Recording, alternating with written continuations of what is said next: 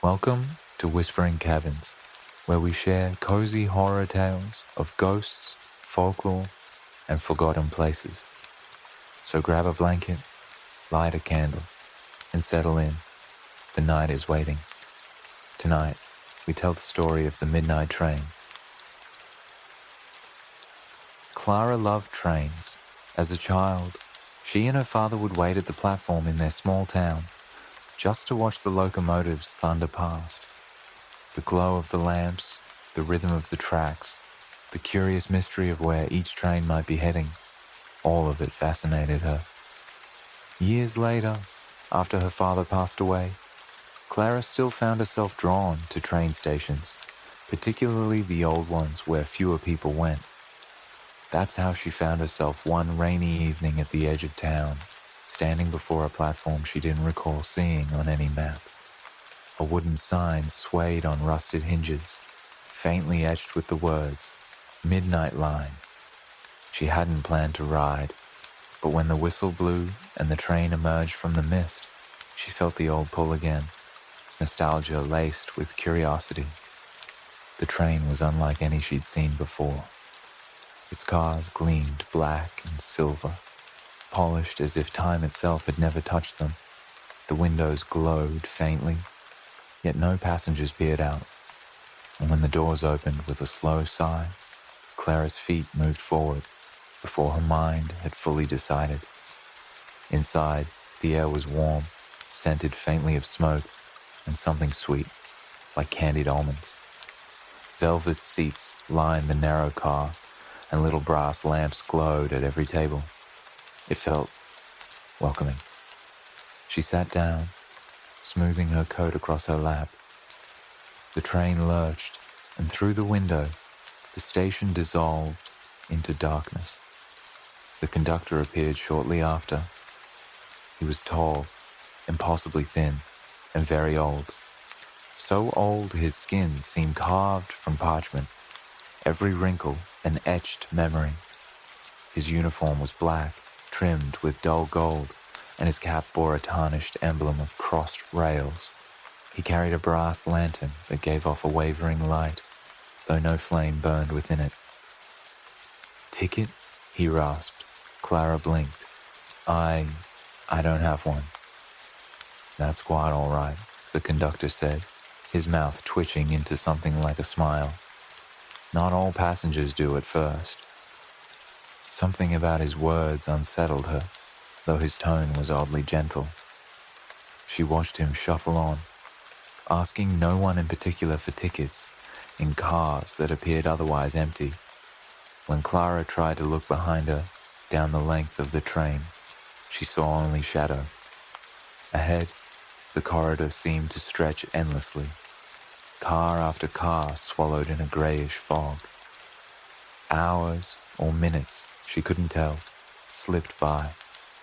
Clara pressed her forehead against the glass, trying to spot landmarks, towns, or even stars.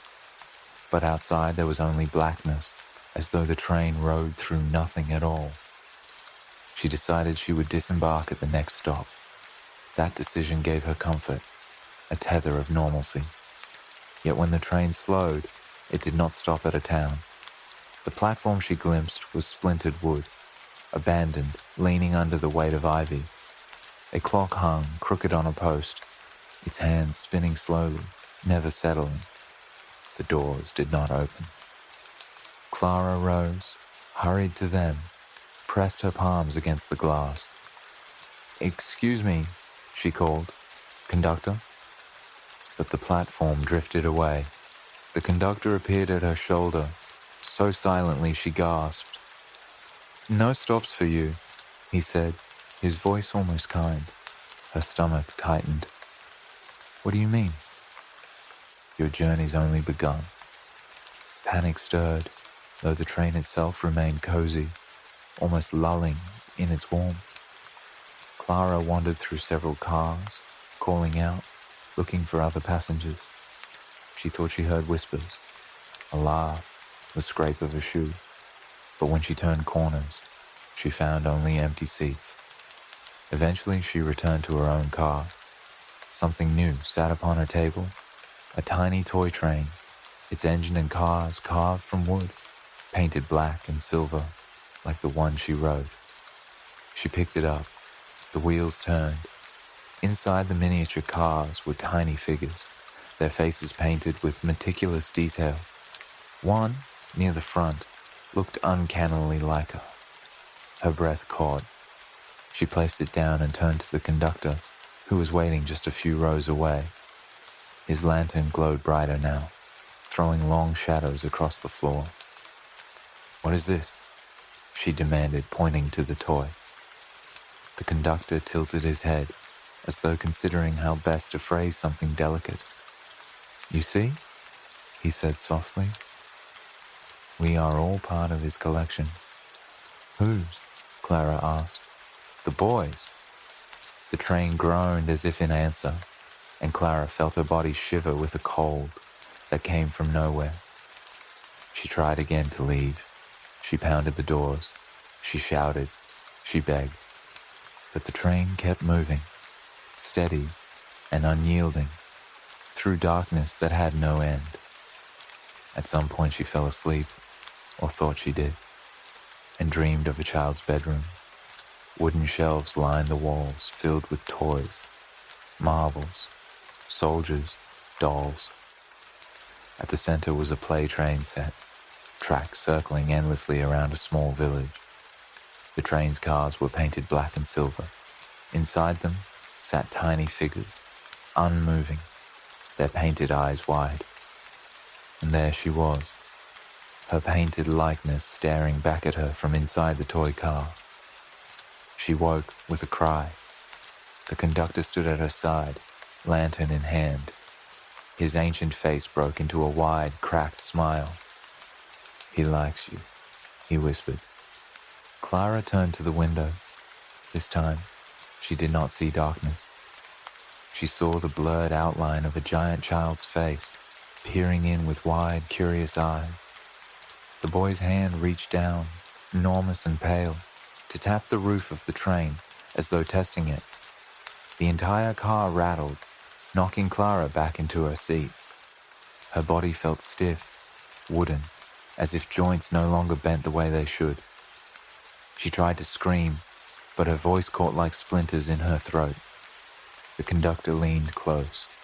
His breath smelled of smoke and dust. "Welcome to the set, miss. You'll ride with us forever."